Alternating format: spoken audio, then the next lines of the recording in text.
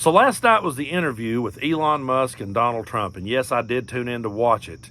I was thinking to myself, maybe this will kind of be like the press conference, maybe this is going to be some big moment where he changes up his style, changes up his game, comes out with something new, tells us something we've never heard before. Maybe he'll do that to try to dig himself out of the hole that he's gotten himself into ever since Kamala Harris has been surging past him in all the polls. And we tuned in, and that's not what we got at all. Donald Trump just did his same tired act in front of Elon Musk this time, or over the phone with Elon Musk, I should say. We'll get to more of what was said here in just a minute, but first we got to talk about what happened at the start. What happened at the start was that it didn't happen. Everybody tuned in, and when you hit, join this space, it would say this space is not available. My first gut instinct was, these two's going to make us pay for this. They're going to make us pay for this. I'm going to have to buy this blue check mark to hear this. And if that's the case, I wouldn't give 50 cents to sit through this, okay? But that was my first gut instinct. They're going to make us pay. That's not what happened. For the next 30 minutes, they're just having technical difficulties. And they could have said that and made it easy. But I want to talk about MAGA and how they think, because it tells you everything you need to know about them as people.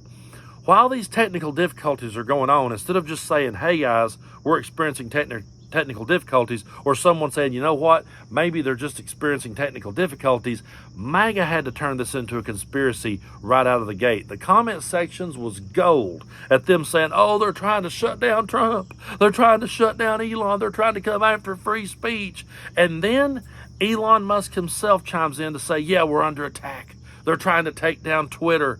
Everything else on Twitter was working fine. You could see everything else. But that was having technical difficulties. They couldn't just say that. They had to start a conspiracy. And the comments were so off the charts. First, they tried to assassinate him. Then they tried to take down his plane. Now they're trying to stop him and Elon from talking. The Lord's hand is on him. God is guiding us through this. God, you can't tell me God ain't watching over this man. That is the type of mentality that we're dealing with, folks. Those are the kind of people they are. So finally they say to us, okay, it's going to start at 8:30. And 8:30 rolls around, it still ain't happening. It was probably closer to 8:40, 8:45 before we finally start listening. We're not seeing them. I thought they would be sitting across from each other, but instead they're just talking over the phone. And we finally get tuned in. And it's like, okay, what kind of breathtaking new style is Donald Trump going to have?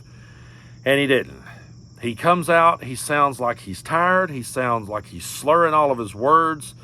Folks, it was just an absolute and utter disaster and a complete and total train wreck. And for the first 15 to 20 minutes, all they did was talk about the assassination attempt. That's where Elon wanted to start this interview, was on the assassination attempt. And there was times where Elon was kind of laughing, and you could interpret it that maybe he was laughing because of the ridiculous stuff Trump was saying, but I took it like he was just fangirling out. They both were fangirling over the other one so bad. It was just so disgusting to listen to. But for damn near 20 minutes, Trump just sat and went on and on and on about that assassination attempt. And he said, I was standing there, Elon, and I looked this way, and then I looked back this way, and right as I was talking about illegal immigration, I turned. And if I hadn't have turned, Elon, when I turned, that bullet would have got me. But it hit my ear. It struck me so hard, Elon. The impact was so hard. And I knew instantly we were under attack. And so I heard bullets whizzing all around me. I heard people screaming bullets, people screaming he had a gun. I dropped down. I got down there really fast, and the Secret Service, they all dove on top of me. And there was blood everywhere, and the people didn't know if I was dead or alive. And I got up, and there was blood everywhere, and the doctors told me the ear is a very bloody place to get hit, and the ear is very bloody. There was blood all over the place. Never seen so much blood in my life. And they got me up, and I wanted to let my people know I'm still going to fight for you. So I said, fight, fight, fight. Jim Ross from the WWE is my favorite commentator of all time. That dude can call something. When Mick Foley fell off the cage and he screamed, "Good God Almighty, they've killed him!" It was just one of the greatest moments in wrestling. He was trying to do a generic Jim Ross on that. He was trying to sell that for something that it was not.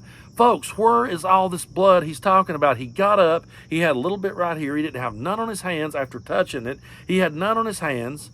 He had a little bit on top of his ear and a little streak across his cheek. And, buddy, he acted like that it was the most gory thing. It was like the biggest Michael Myers slasher movie you ever seen in your life. is how he portrayed it. And he went damn near 20 minutes talking about that crap, just going on and on and on. And God's hand was on him. He wasn't really much of a believer before. That part cracked me up. You know, I really wasn't much of a believer before, but I am now. I'm more of a believer now than I ever was. God had his hand on me. So God had his hand on you, but he didn't care about the guy behind you. That guy didn't matter.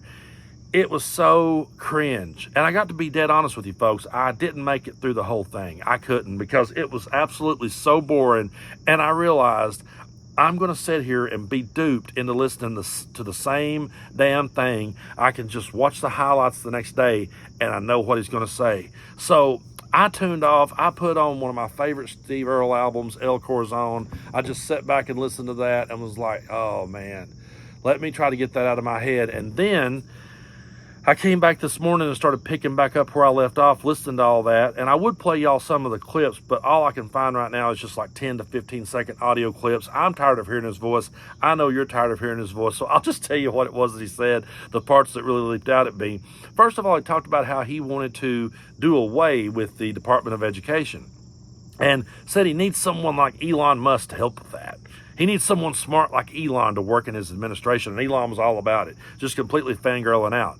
Now, why does this mean something? Because it's straight out of Project 2025. That's exactly what Project 2025 calls for, so he's out there trying to distance himself from it. J.D. Vance is saying they're not affiliated with it, but closing down the Department of Education is one of the main things in Project 2025. Then him and Elon sat and laughed about firing people that went on strike. And he bragged on Elon for, yeah, you just come in and you tell them, well, if you don't want to work, you're fired. And they just had a really good laugh.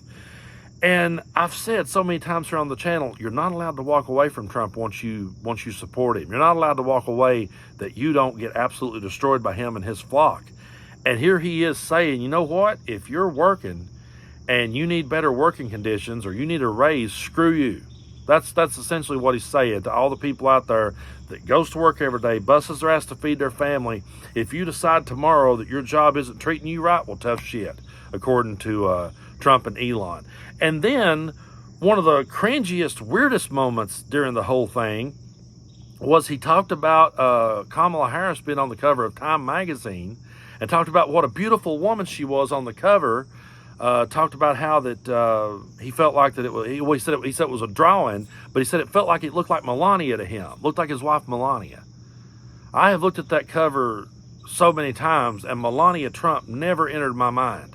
But folks, it was just some of the most incoherent slurring of his words. Same old stuff. He praised dictators. Talked about how Kim Jong-un loved him, and how Kim Jong-un thinks that Biden is stupid. Talked about how incompetent Kamala is and all this, and he just went on and on and on with his same old tired, ridiculous, worn-out act. And right before that interview happened, I told my mom, I said, I'm going to walk out on the back porch and listen to Trump and Elon. And she said, oh, is he talking to him? I said, yeah. She said, who's interviewing who? I said, well, Elon's interviewing Trump. And Mom goes, oh, I wish they wouldn't do that. I really wish they wouldn't do that. And I said, no, Mom. Let's let him do that. And I'm here to tell you, after listening to that interview, that train wreck of an interview, I think Donald Trump should go on every talk show in America. I think he should sit down with every podcaster out there and just keep talking, because the more he talks, the more he opens his mouth, the more he digs himself in a hole, and the more unlikable he and J.D. Vance becomes. They're sitting here going, oh, Kamala won't take questions, which is bullshit, by the way. She is taking questions. But Kamala won't go out there and talk to the American people. They're going out there, and they're telling us exactly who they are. And everyone is so sick and damn tired of hearing it. So if you hear the news that Donald Trump is going to sit down with someone else, and you think for 1 second that he's going to come out there and that he's going to change things up, he's not. Oh, and one more moment I forgot about. They're talking about illegal immigration. And Elon started talking about how that, a lot of the people coming here to this country, a lot of people that are coming here, he said, they just want to work and make a living. Well, that wasn't good enough for Trump. Trump doesn't want to hear that. He doesn't ever want to try to say that someone's coming here to make a better way for themselves. So he immediately steered it back real quick to, oh, but they're not sending their best, Elon. These people are from mental institutions. They're from prisons. He corrected him real quick on that one. And at one point joked and said, am I getting paid for this? Yeah, and Elon laughed because I'm sure in the back of his mind he's thinking, no, I'm not paying you. It was just so over the top cringe. If you guys want to go watch it or listen to it, have at it, and come back and tell me what parts I missed. Folks, I really at this point don't care what the guy's got to say, because I've seen his act. I don't like it. I don't approve of it. I'm not voting for him. There's nothing he could say between now and November that would ever, in my mind, give him a pass for the damage he's done to us since he came down that escalator. There's no forgiveness for that. I know that I was raised to forgive people for certain things, but this one's unforgivable to me. The damage he's done to our country, the damage he's done to democracy. And again, it's the reaction that I'm seeing from other people, from MAGA. It's the reactions, again, where I'll say both sides aren't the same. Folks, they're reacting to this like they're excited. Oh, it was great, unfiltered for 2 hours. He sat down unfiltered and went toe-to-toe with Elon Musk. It was like two bros just talking about the world. God was watching over them all. I love this man. That's what we're up against. That's who's going to be fired up and ready to vote in November. And a stupid vote, in the words of Denver Riggleman, a stupid vote counts just as much as a smart vote. So, folks, we better get out there, because that is just one of the most cringeworthy things that I've ever seen. And as far as the comment section goes, a friend of mine said yesterday, he said, you know what? Sometimes for my own sanity, I just tell myself that those are Russian bots. And I feel that. I catch myself saying, hopefully that's not real people. But then I live around people that I overhear saying that. And yeah, it just makes me want to vote that much harder. It should fire everyone up to vote. Folks, that was a train wreck. If you want to go watch it go off the rails, you can go listen to it. But it's very predictable and it's very cringe. And we just got to remember to vote.